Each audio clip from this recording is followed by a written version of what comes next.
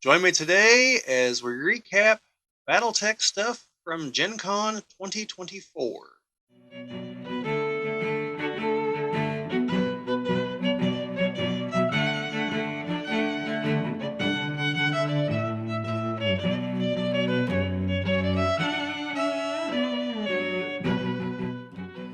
This is the Geek Cabal channel. My name's Bobby, and we're going to be talking about some GenCon, some stuff that BattleTech stuff. I'll get it right here in a minute. Some BattleTech stuff that I bought at GenCon 2024, along with some stuff that we did and talked about, and whatnot. So, we'll go here just briefly through the stuff, and there'll be unboxings for all this stuff that has boxes. So this is the new Art Deco of the beginner box. I've already done an unboxing of the new Deco Game of Armored Combat, which will probably be linked to up here down in the description, something. That one had some differences. I don't know if this one does. We'll find out when I unbox it. And I'll link back to the other unboxings of the two other artwork versions of this box so that you can compare and contrast. But I'm not sure on this one. I know the other one did, and we talked about them, but I don't know if this one has it. But we're going to do an unboxing anyway. And then we have the Force Manual for House Kurita. And this was something that I did not expect them to have there. They had announced they were going to have the Force Manual for House Davian, which I did buy a copy of, but it was for Brian, our fan in Boston, and I gave it to him there at the show.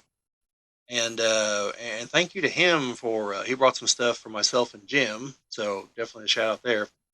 And I'll talk to him, maybe see if we can get something as far as the other book. But Davian was the one that was for sure going to be there, and Kurita was, to me, was a surprise. So going to have a video on this book. I've skimmed it to get an idea of what all's in it. I'll have to read it more in depth later, but I'm pretty sure the skimming gave me the story there. Then I got a set of tactical dice, which I don't know if you can see them here. I might get some shots at the end and put them in. But this is a set of dice that has two larger sized D6s, which have, looks like a Battle Master, I think, for the 6. Now, those are the two that you need for the game for all your dice rolls. But then it also has a set of kind of smoky translucent dice, black dice, and red dice. And those are for your movement modifiers in the game. So the smoky translucent one is if you walk, the black one is if you run, and the red one is if you use your jump jets. And there are 4 of each of those, so this can be used for all the mechs in a single lance for the inner sphere. I got a few of these. I should have gone ahead and bought some of the clans, which have 5 for a star. But if I want to, I can just take some out of my others, because like I said, I've got like 3 of them. So I had some of these a while ago and then sold them because they were worth some stupid amount of money on eBay. I don't know if these are going to come back to the web store or not. It'd be nice if they did. They were pretty cheap. It was like $10. So, which, I mean, just raw dice, that's probably I'm probably getting taken on that one, but specialized dice like this, yeah, I see it. So then I also have the second Star League Assault Lance, and there will definitely be an unboxing of this one. This was also like a only at the show for now thing, and it's one of the new sets that has one of the mechs is painted in it, and then the others are not. Plus, this one, instead of just being a regular lance, also has a vehicle. I believe it's a coolant truck. Yeah, so it's got a coolant truck, and the other mech. So the painted mech is a Daishi, and it's Victor Steiner Davians that he used whenever they took the fight to the clans at the end of the clan invasion. But it also features an Emperor, an Argus, and a Helios. And I'm particularly interested in because a couple of those are mechs that House Lao uses. So I'll be definitely doing an unboxing of this. It's pretty cool. And then they had the novels there, and they were buy 2, get 1 free. So I bought the newest book, In the Shadow of the Dragon, A Question of Survival, which follows on the last book I did a review for. which I can't think of the name of, and I'm totally spacing. That's not good. But it was Blanley Pardo Jade Falcon book. I'll link to the review in the description on that one. This is, I think, about the same time or a little bit after. This also follows the Jade Falcons, and this is the book following A Question of Survival. Is without question again following the Jade Falcons. Then I got The Mercenary Life, which is an anthology by Randall Bills. I haven't read it, needed it. Elements of Treason, Honor, by Craig A. Reed Jr. I've done reviews for the other two books in this series. So this deals with the Hell's Horses. I believe this is them trying to come after the former Jade Falcon worlds. So, but it might feature part of them trying to take Suda-10 from the Jade Falcons. So I'm not 100% certain on that. Find out when I read it. And then Herbert A. I assume it's Bees. Sorry if I'm mispronouncing that. Second, The Quest for Jardine. And I think these were originally available as PDFs or digitally somehow. And so here they are, like all together as one single book, or at least it's what the gentleman at the booth advised me of. This takes place during the Jihad era. So this is before pretty much all the rest of this, except maybe the Mercenary Life. So yeah, I have got reading material for quite a while for BattleTech now. Yeah. So, and I'm, looking forward to all of them. I don't buy any of these books thinking, oh man, this is going to suck. Like, I buy them all thinking this is going to be great. And I'm usually not disappointed. So, I also got a poster. I think this got thrown in free with when I bought stuff on day one. So, it's a giant BattleTech poster. Here, I hope you can see it. I suppose I should look at it and see what it is. Yeah, this is some of the artwork from the Mercenaries Kickstarter, I believe. So I think it's a Star Slayer right there.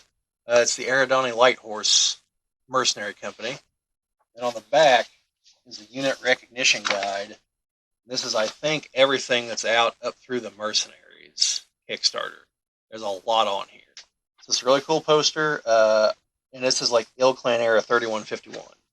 So I think this might come free with the Mercenaries Kickstarter stuff at a certain point. I think it does, but I could be wrong on that. And looking at it closely here, each of the mechs, it's mentioned what box set they're in. Like which star or lance or whatever, or box set, like beginner box or whatever, that they're available in. So that's nice too. So, nifty poster. And also the first day, I went back a couple different times to the Catalyst booth. I got a Catalyst die with, hopefully you can see that, the Catalyst beaker symbol on it for Catalyst Games Labs. I didn't even notice this until I was digging through my stuff the first night, GenCon.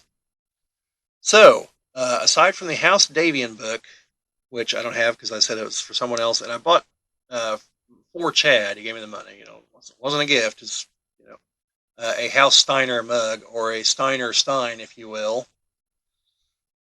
Sorry. And then they had no new T-shirts, so I didn't get those. All they had were Shadowrun shirts. And at the booth, I didn't catch the gentleman's name, unfortunately. I should have written it down. There was a guy who was like kind of talking up the books, and he even said point blank, like, "Hey, so I recognize you from your videos." So that was really cool. I'm not gonna lie. I mean, not doing all this for fortune and glory and fame, but like that was cool. Like it's not a random person. We do videos on the topic of the things they make, but just to have someone be like, "Hey, I recognize you from that," that was something. Haven't had that before. Obviously, Brian, messaged us, and we met him in person last year, and he was there again this year. And so, like that was a little different because it's an arranged meeting. Still really cool though. Brian, cool with me. So, yeah. So there at the booth, there was that. I don't have it with me. I got a 40th anniversary patch, and it's in my other bag. I totally forgot it. I'll have to do it sometime because it's worth noting. But I also managed to talk to Brent Evans for just a couple minutes because I had one real big question. It's something I'd been wondering for a while myself, but the question actually a version of the question popped up on the forums, and it had to do with the Project Phoenix mix, which you've seen my video on Project Phoenix and what it is. I'll link to it too in case you don't know. But in a nutshell, they were redesigns because of the Harmony Gold lawsuit. They had to redesign some of the classic looking mix, which have since been redesigned again to a different Harmony Gold lawsuit that Catalyst prevailed in. So that's why in the Kickstarter, when they redesigned the mechs, they look more like their classic appearances. But these did not. They had to be, different, legally distinct, I believe is probably the proper phrase. So the Project Phoenix, though, is canon. There are mechs out there that look this way. And my question was, are we ever going to see them in plastics? And he mentioned that he actually pushed for some of them to be made. And he knows they have their fans. But generally speaking, the art team's kind of gone in a different way. He said they're definitely still canon. Like that's not up for debate. They definitely exist in the universe. But if they were to be remade, I gathered they would have to be slightly updated also, their artwork to be more in line with the other artwork. And essentially the answer became never say never, but don't hold your breath. So, because he said there's just so much else to update first. Yeah, they might get there someday, or there might be a project where it would make sense, but it's not something that it sounds like most of the other team is out actively trying to get. And I believe he said that I was the first person in the last 9 months to a year or so that had even asked them about them. So that's where it is. Me personally, there are some Project Phoenix designs I do like. In universe, they have a connection to the Word of Blake, so maybe when we see the Word of Blake mechs, because they've talked about making the Celestials, whenever they make those in plastic, because that is something they're looking towards doing apparently. And because the Word of Blake has their fans, and Celestials look pretty cool. So this is me speculating. This is not his answer. I would think that would be the best shot. If they make actual Word of Blake box sets, that would be the time to do it, cash in on that. Now, I'm not, whether or not it happens, who knows? I wouldn't count on it, but to me, that's when it would make sense to do it. Unless they specifically do like a Jihad era update. So, we'll see if that happens. So, that was most of what I got from the booth. There's definitely some pictures and some videos. I'll include them at the end of this in the montage because there's a really cool setup. It would have been the battle for New Avalon, Davian versus Kirita. There's a lot of really cool mechs in there. Really well painted. It's a really well looking diorama, and got a few shorts. Thought to actually record things vertically instead of horizontally for the shorts and reels. And I'll put those in here too. So they might look a little funky if you're watching this on a TV or your phone. Well, no, it'll look fine on your phone. It might look a little funky on your TV. But yeah, I'm going to put those at the end, and that's going to be here in just a couple minutes because I'm about done with my spiel here. Then Brian and I played in a BattleTech tournament put on by the Ottawa Red Wings, I want to say. I'm probably getting that wrong. I will try to remember to link to the event description from the GenCon catalog. Although I don't know if you can see it if you're not logged in. So we'll have to look at that. But yeah, it was supposed to be the battle where the Smoke Jaguars and the Jade Falcons were competing to see who got which invasion corridor during the clan invasion. So 10 people showed up. An 11th eventually showed up. And we had to decide if you're Jade Falcon or Smoke Jaguar. There were mirror forces. And since there were 10 of us and we had two big tables, we had to decide if we were all going to be on one table, 5 versus 5, or split up, or stretch it out, 5 versus 5 across both tables. And we opted to go 3 versus 3 and 2 versus 2. So Brian and I went to the 2 versus 2 table. And initially we were going to be on the same side, but we realized that our knowledge of the rules is a little deficient because despite all these videos, I actually don't play the game very often. I'm far more interested in the lore, but I do like the game. I just don't play it very often. So I swapped sides, so the two of us, each of us would be with someone who was a little more skilled that could help, knowing all the modifiers and everything. And we had fun. In like round two of combat, I managed to headshot one of the opponent's mechs with the PPC, and just, it's game over for that guy, for that mech. And so because the rules we were playing under that actually like made things kind of wonky with uneven sides. But we made it to, I think, the fourth round or fifth round of combat, and at that point Brian had to take off. The game was supposed to go from like 4 to 10, and that was at about 7:30, and it was obvious, like it was relatively obvious who was going to win. And I'm going to try to get a hold of the guy putting it on to find out who ultimately did win. And I got some pictures of that too. That'll be here at the end. And we, well, I figured since he was leaving, this was the time if I was going to leave early to leave. My friend Chris was going to come from Greenwood to pick me up at the convention center because he had gone home for the day. I didn't want him to have to wait till 10 o'clock if it was unnecessary. And since Brian was taking off, I was like, well, it's now or never. So I went ahead and left too.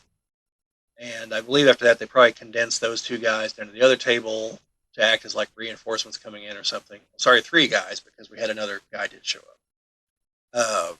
So, yeah, I'm curious how the game turned out. I believe the Jade Falcons were going to win by the way everything was going, but we'll see if I can find out.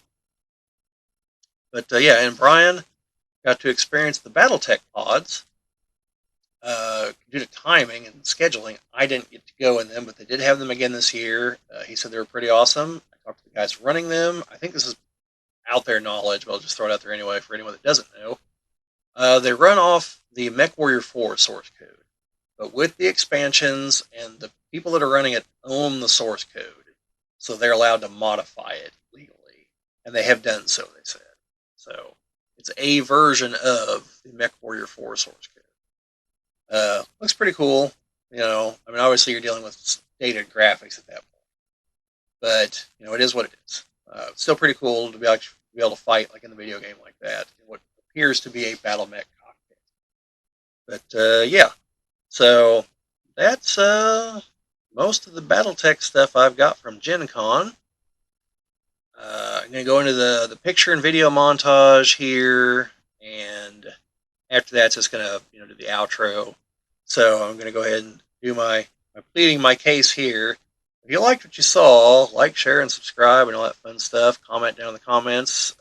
Did you partake in any of that? Were you at Gen Con? Did you do any BattleTech stuff? Play the BattleTech pods? Did you buy some books? Did you talk to any of the authors? A few of them were there. I don't know them by sight, and I didn't want to just randomly walk up to people. And the problem is, half the time, people's badges are turned around, so you don't know who they are.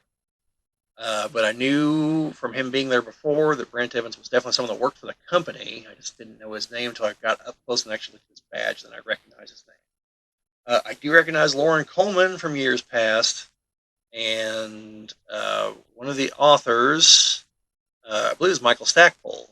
Yeah, he was the guy taking tickets to get into the Catalyst booth. And he's written stuff other than BattleTech. He's written a couple Star Wars books that are really good too. So should have talked to him, but I never know what to ask. The only reason I ever thought of the Project Phoenix thing is because on the phone. So I am not the person to send to ask these questions because I don't know what to ask off the cuff. And I don't want to ask the stupid questions like, "Oh, what's the favorite book you ever wrote?" Like, as if you haven't heard that 1,000 times. So anyway, like I said, like, share, subscribe, comment, all that fun stuff. But here comes the picture montage, and it'll be out after that. So just remember, no guts, no galaxy.